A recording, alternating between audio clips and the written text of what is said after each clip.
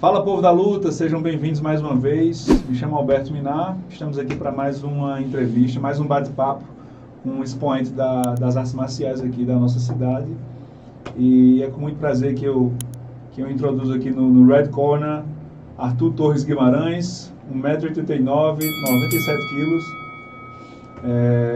professor de jiu-jitsu, faixa preta, recente faixa preta dessa última geração, dessa última leva da nossa cidade aí, do novo jiu-jitsu. Campina Grande, já pratica arte marcial, já pratico jiu-jitsu há 13 anos já. E pra gente é uma grande honra receber esse cara. Tuca, seja bem-vindo. Obrigado. Muito bom estar aqui com você. E a gente vai tentar, Tuca, trazer pra galera uma visão bem aberta, bem ampla, porque assim, existem professores como eu, assim, mais antigos, né, que também estão enraizados numa metodologia, e outros professores da nova.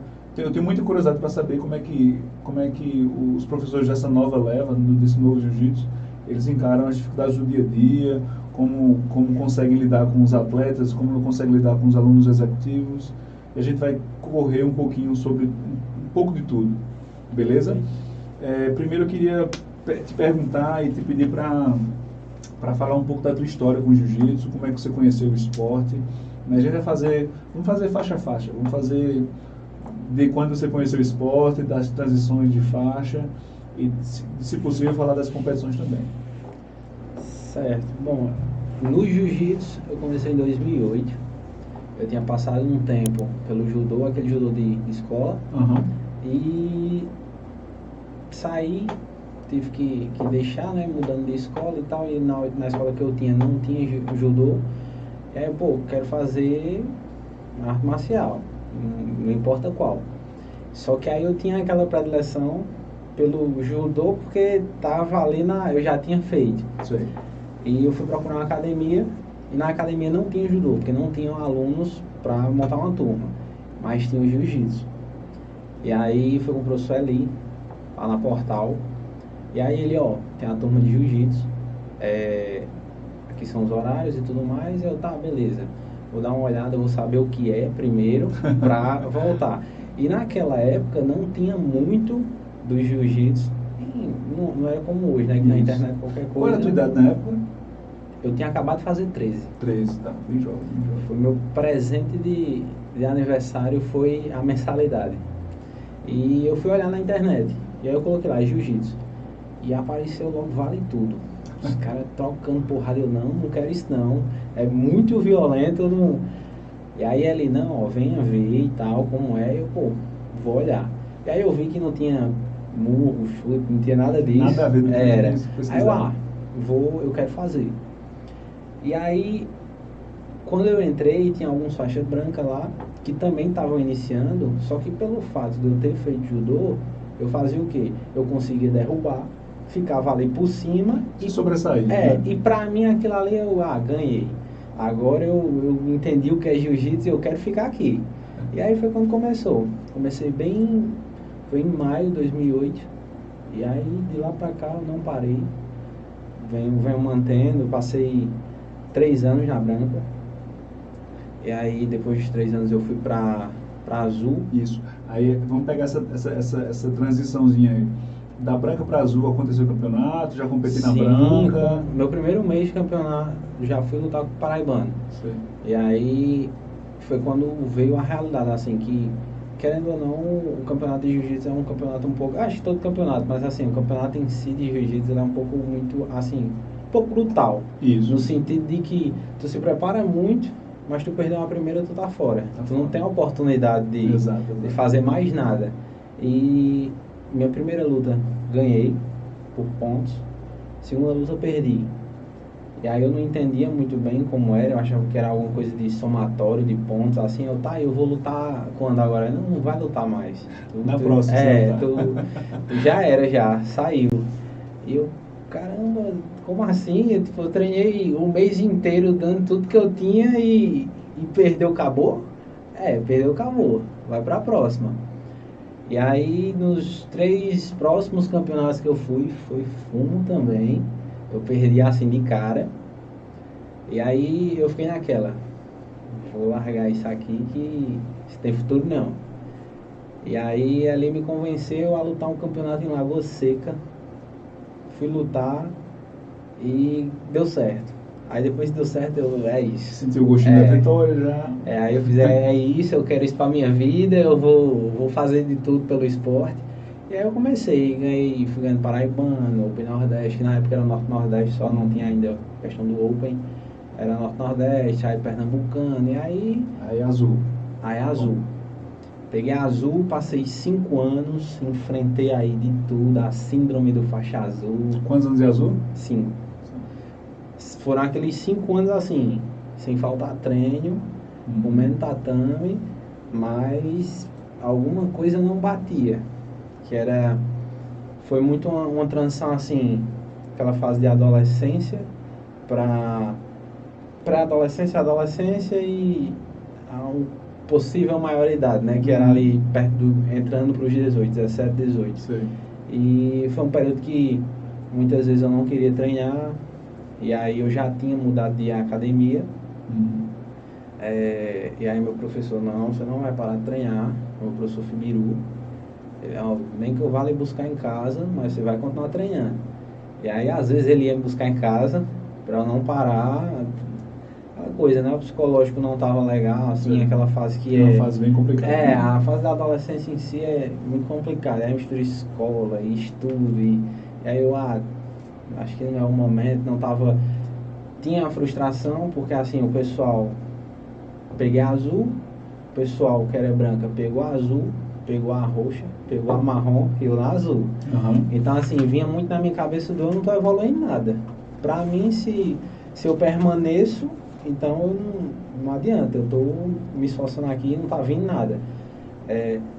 Me dava bem nos campeonatos, mas parecia que na academia não... Assim, dentro do espaço ali eu me sentia meio estagnado. Eu sentia a evolução de cada um ali, mas a minha eu não sentia. Eu ficava, caramba, é isso o tempo inteiro. E aí foi quando o Fibiru sentou comigo e, tu precisa ajustar isso, que tá, em outras palavras mais delicadas, mas basicamente tá horrível. Vamos ajustar, não sei como fazer, me ensina aí. Aí ele foi dando ali o caminho, mostrando o caminho, e comecei a desenvolver mais. A faixa azul é uma faixa bem complicada, né? Assim, muita gente reclama quando esbarra com um cara, vamos supor, na sua situação, 5 anos de faixa azul e vai lutar contra um cara que acabou de ganhar a faixa azul. Então, aquele cara que acabou de ganhar a faixa azul, não é justo, o professor segura esse cara na categoria só para ganhar medalha, para garantir medalha. Então, são opiniões divergentes aí, né? E isso eu escutei muito também, escuta muito. Porque querendo ou não, quem era muito pro lado competitivo, os mesmos caras sempre se pegavam nas mesmas chaves, nos mesmos eventos, então assim, todo mundo já sabia quem era todo mundo, e sempre vinha aquela, meu irmão, tu tá fazendo o que nessa faixa? Ninguém aguenta mais, nem eu também aguento não, mas quem manda é o professor. No dia que ele disser assim, vai pra outra, beleza, também no dia que ele vai morrer aí, vamos morrer aqui. Tem que ter uma razão, né? Pois é. E assim, graças a Deus eu sempre confiei muito nos critérios de avaliação de Fibiru. Então assim, ele sempre se preocupou muito com os alunos dele. Então, uma coisa que ele dizia, para mim eu tomava como ordem ali, se ele está dizendo é porque ele sabe o que é que ele fala, né? Ele não vai me colocar numa situação que vai me prejudicar. Só que naquela época, tanto pela idade como a imaturidade, eu não conseguia definir nem diferenciar o que era competitivo e o que era executivo. Então, por isso que eu me frustrava. Não era pelo fato de, eu não sou graduado, ou então algo do tipo. Era por eu ver que, assim, todo mundo estava olhando para aqueles outros alunos executivos e estavam entendendo que ali na balança deles, evolutiva deles, eles estavam desenvolvendo. E eu permanecia na mesma, mas porque eu estava tentando me colocar na balança dos outros. Que aí eu era injusto comigo, mas eu não percebia. E comecei a competir muito na azul. Ganhei muita coisa, perdi muita coisa. Mas passei aí os 5 anos e aí peguei a roxa. A roxa sem sombra de dúvidas, eu acho que foi o período que eu mais evoluí. Eu vim de uma transição de leve para pesado, de guardeiro extremo para passador. Sim. E eu era aquele guardeiro de 57 quilos, com quase 1,90, que flexível demais, sim, e chamava. Se fosse conseguir raspar, subia, ganhava os 2 pontos, me afastava e me sentava. Porque eu não sabia passar. Assim, é aquela coisa, saber a técnica você sabe, mas executar numa luta é totalmente diferente. Eu não conseguia executar, eu não sei fazer isso, eu não consigo fazer isso. E aí foi quando eu decidi, na roxa, se desafiar. Eu disse, eu não quero ser. Eu escutei um colega de treino, aí ele fez, bicho, tu vai ser sempre isso aí. Enquanto tu não abrir as portas para outras coisas, tu vai continuar nesse teu joguinho que todo mundo lê e os caras mais fortes vão passar e fazer o quê? Isso foi um colega que falou, não foi um professor? Não, foi um colega meu. E aí eu, botei na cabeça que eu ia virar passador de todo jeito. Eu ia criar força fazendo força. Então mudei meu jogo, meu estilo de jogo. Passei o primeiro ano de roxa, não chamava guarda em hipótese alguma. Caía por baixo, eu chutava os caras, empurrava e subia e eu vou ficar por cima. E aí eu comecei a me desenvolver mais, fui ganhando também mais peso. E aí eu passei de 57 para 100. Não num curto período, mas passei. Quase dobrou de peso, né? Então assim, foi um período que tecnicamente eu aprendi a treinar. Eu aprendi a necessidade de fazer drill. Aprendi o porquê de fazer e o como fazer. Não é só eu chegar lá e virar uma coisa mecânica. Eu tinha que abrir a minha mente para aquilo, destrinchar a técnica, as possibilidades, o porquê de eu estar fazendo aquele movimento, quais as variações. Enfim, aprendi realmente a treinar o lado técnico. E aí, a roxa foi a minha faixa mais rápida. Passei 2 anos na roxa, peguei a marrom. Na marrom, logo no início, já de cara, eu já vinha competindo muito, entrei na marrom muito forte. E aí peguei um período assim de campeonatos onde eu saí arrastando e eu entrei naquela zona de conforto, de não estou mais assim, naquela sensação de vai ter a dificuldade da competição, não, já estava mais acostumado, sempre as mesmas pessoas lutando, então meio que você já sabe o que é que acontece ali. E aí entrou pandemia. Quando entrou pandemia, aí parei de competir. Nunca treinei só por treinar, sempre treinei com o intuito de competir. E para mim foi um choque muito grande, assim, passar um ano sem nada de competição, sem... tá tudo... O atleta realmente sofre muito, né? E ninguém sabia. Ninguém sabia por quanto tempo. Era, porque a princípio eram 2 semanas, que se transformaram em quase 2 anos. E veio voltar agora as competições. Então 2020 para mim, eu continuei treinando muito forte, naquela de, vai aparecer algum campeonato e a gente vai lutar. E teve ainda um campeonato de lutas casadas, ia rolar um campeonato assim, acabou que não teve, eu estava selecionado para lutar, e não teve, aí eu, não adianta eu estar treinando o tempo inteiro, num ritmo forte, se desgastando, muitas vezes acabava com lesão, e mesmo assim treinando, e vou treinar para quê? E aí foi quando eu recebi a preta. Fala um pouquinho da tua graduação de preta, como é que recebeu? Tava esperando já? Tava uma coisa meio... Não, eu não tava esperando. Assim, eu esperava que na verdade é aquela coisa. A gente sente quando o professor, ele tá com... eu já sei os caguetes de Fibiru, e eu já sei mais ou menos quando ele tá para dar faixa a alguém. Ele começa a falar muito, essa faixa aí, não sei o quê. E ele começou a cantar pro meu lado. Sei. Deixa eu só abrir um parênteses aqui pra galera de casa, falar um pouquinho da história do jiu-jitsu aí, né? Fibiru é Jefferson Fibiru. Na real, o professor Jefferson Fibiru, a gente é contemporâneo, a gente é da mesma época, praticamente. E a gente já lutei contra o Fibiru, já de kimono também, já perdi para ele do jiu-jitsu, mas a gente teve uma história também no MMA, a gente lutou, acho que a minha segunda luta profissional foi com o Fibiru, luta duríssima também, que era um adversário que pelo conhecimento de chão, todo mundo também temia muito na época, vinha de vitórias embaladas já. Ele começou no MMA antes que eu. E foi assim, foi um grande resultado, né? Mas hoje, assim, a parte da nossa época competitiva, hoje é um cara que, assim, a gente se encontra, a gente se fala muito bem, nunca teve nenhum problema com ele.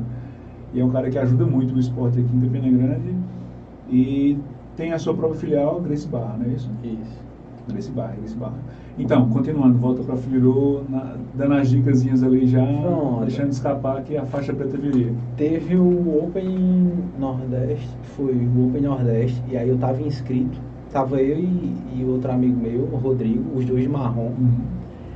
E Fibiru chegou e deu uma preta a Rodrigo, você vai estar de preta, não quero ser lutando de marrom.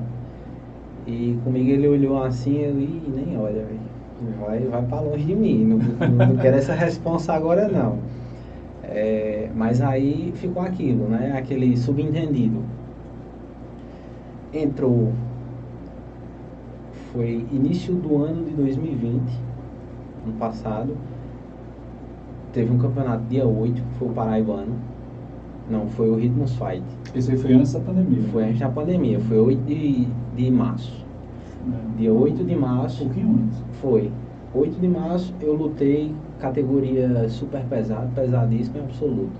Campeonato super pesado, na pesadíssimo e segundo no absoluto. Aí no outro domingo, dia 15, foi o Paraibano, fui campeão categoria absoluta. No outro domingo eu ia pro Open.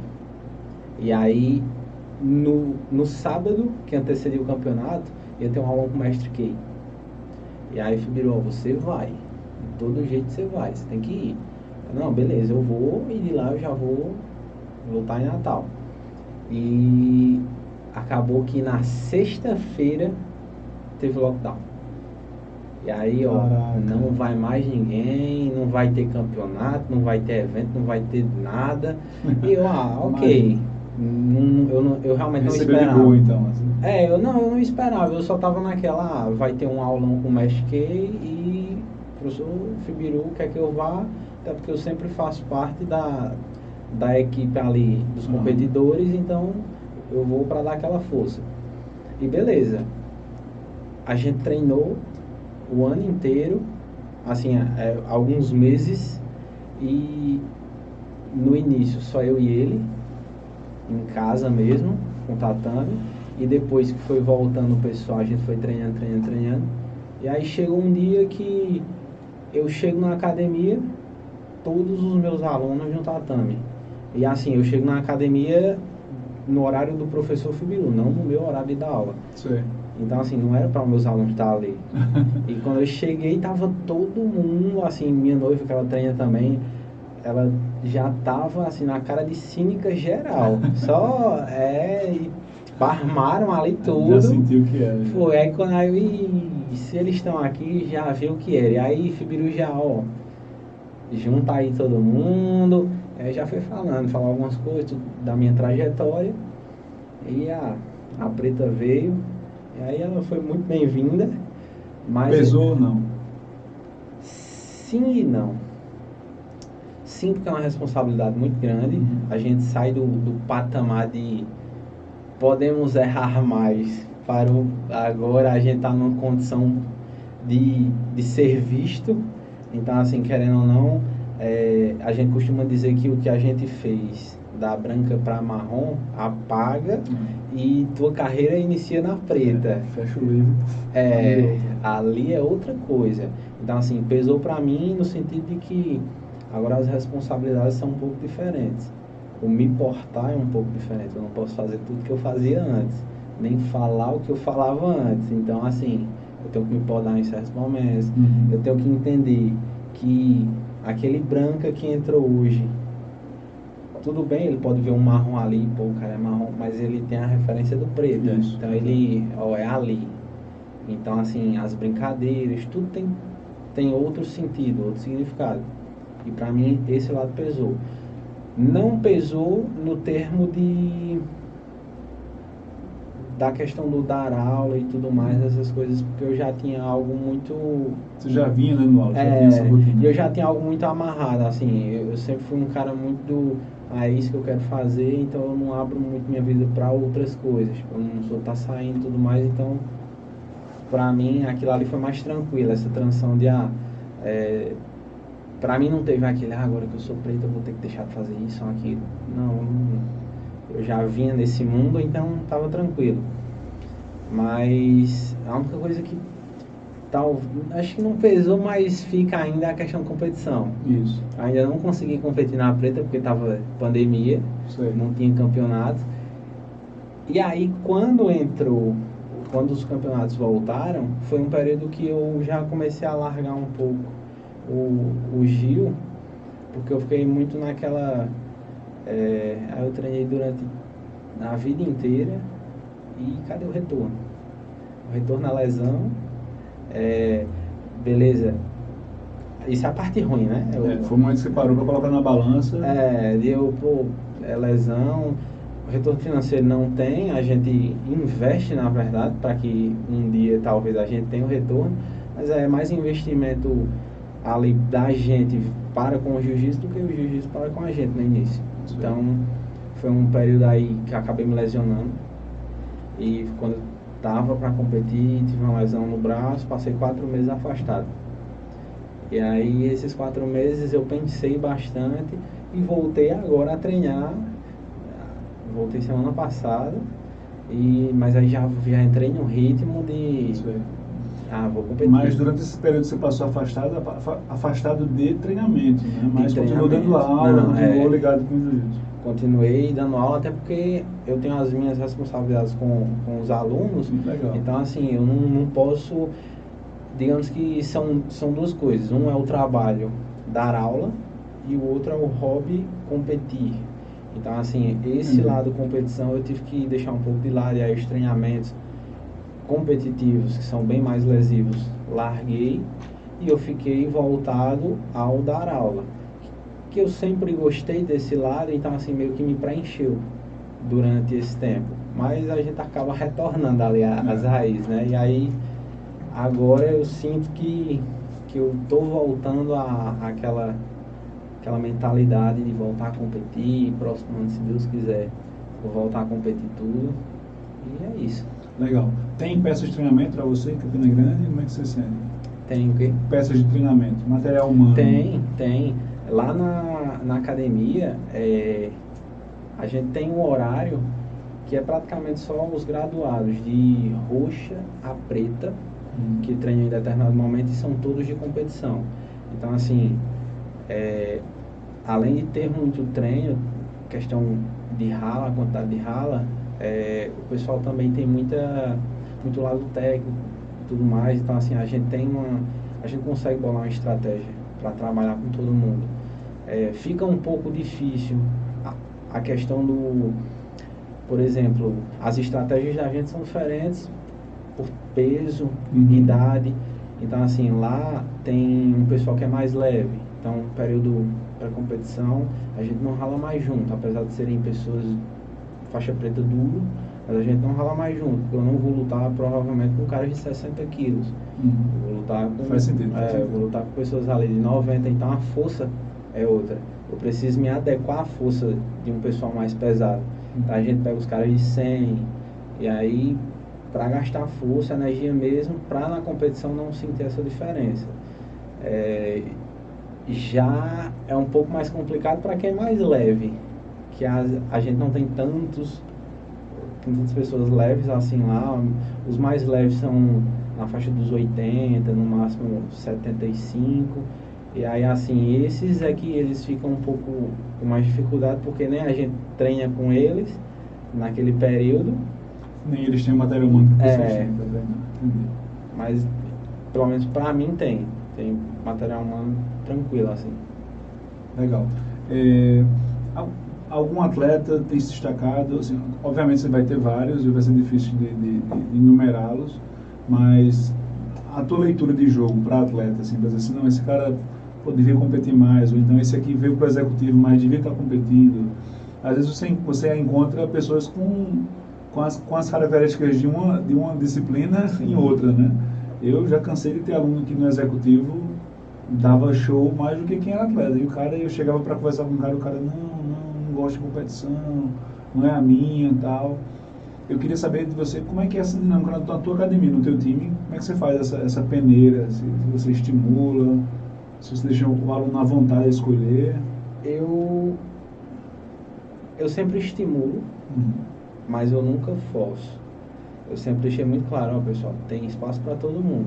Quem quer competir, vai competir, quem não quer, não tem problema. Mas não fechem a mente para algo que talvez vocês venham a gostar. Lá a gente tem alguns atletas, alguns alunos que eles estão em outro ritmo.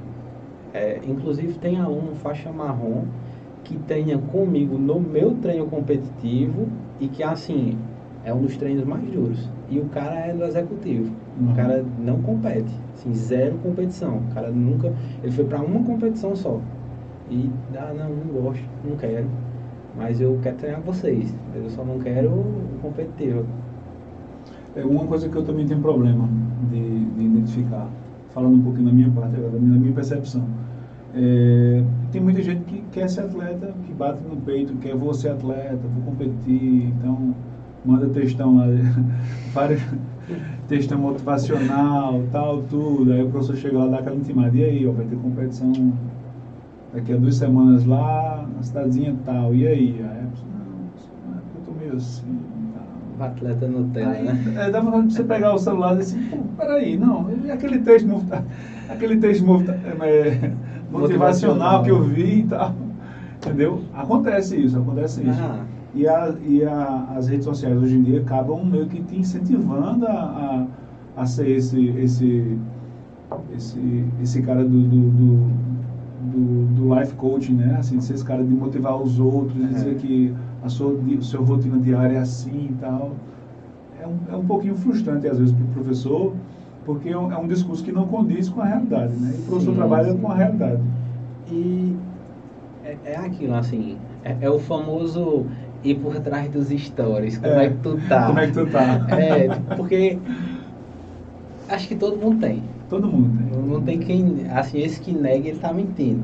Mas acho que todo mundo tem. Aquele aluno que, é competição e não sei o quê, mas na hora da competição, vou não. O cara, pô, mas tu não tá falando. Não, e às vezes até, assim, eu já passei por casos que, assim, o meu aluno, ele quis, eu vou competir, não sei o que, campeonato pequeno, show. Leão. Campeonato grande, não dá pra mim não. Dá, cara, bora. Não vou nada. Tu é doido. Pô, cara, então, acho que esse negócio de ser atleta não é bem pra tu, porque assim, a gente tá aqui pra dizer, amanhã tem lá no fundo do quintal, vamos. Mas vai ter o Mundial, vamos também. Aonde a oportunidade bater, a gente vai. É aquela coisa, às vezes a oportunidade só bate uma vez na porta. Exato. Então, assim, se tu deixar passar... A oportunidade é um cavalo selado que passa, né? Exatamente. E eu, por exemplo, Tuca, eu acho que eu tenho uma dinâmica muito fechada até às vezes sobre isso. Eu gosto de trabalhar com temporadas. Olha, eu posso contar contigo esse ano para competir. Eu tenho atleta meu, faixa preta, que chegou para mim e fez, professor, tá acontecendo isso, saí do meu emprego, tá assim, minha família precisa de mim. E esse ano vai estar difícil, então beleza. Então, cada coisa no seu quadrado, né? E assim, a gente conseguiu ponderar isso aí e achar essa linha onde o atleta pode sobressair ou não, né? Eu consegui passar essa ideia para meu time e tento fazer isso. Assim, vamos fechar com a gente um ano, agora eu não quero aparecer esse ano, a gente tem que competir, tem que entrar. Né? Lá funciona muito assim. A gente separa o calendário anual de competições. Normalmente já tem as competições que são predestinadas em determinado período. Talvez ela não tenha a data específica, mas ela tem um mês. Então, assim, vou dizer, um dos maiores campeonatos do Nordeste é o Open Nordeste. Então, assim, em maio vai ter. Beleza? A gente meio que seleciona o que é que a gente vai. Diz, quem é que vai, quem realmente vai se dedicar para ir. Eu vou. Beleza. Nesses campeonatos, tem que marcar presença. Entendi. Nos outros menores, normalmente quem vai é o pessoal que está assim, não estou psicológico tão bom, então eu vou naquele para entrar num ritmo de competição, já para começar a me acostumar. Mas durante esse período, eu escolho, sei lá, 5 campeonatos que eu vou em determinado período, nesse semestre. Beleza, eu vou para esses, os outros que aparecerem, pode ser que eu vá, pode ser que eu não vá. Minha responsabilidade está com esses 5 que eu já me coloquei. Entendi. Claro que pode acontecer alguma coisa que me venha a desistir de um campeonato ou outro, mas a ideia é sempre essa, ó. E aí, quem quer ir, são essas as datas, esses os meses. Aí eu vou, beleza, se comprometeu, vai treinar para ir. Legal. Senão, aí tem sempre aquele, né? Ó, eu só quero que coloque o nome quem realmente sabe que vai. Quem talvez não bota o nome, porque aí a gente não conta com aquilo como se fosse algo certo. E aí meio que a gente consegue separar ali. Faz mais sentido. É. Boa.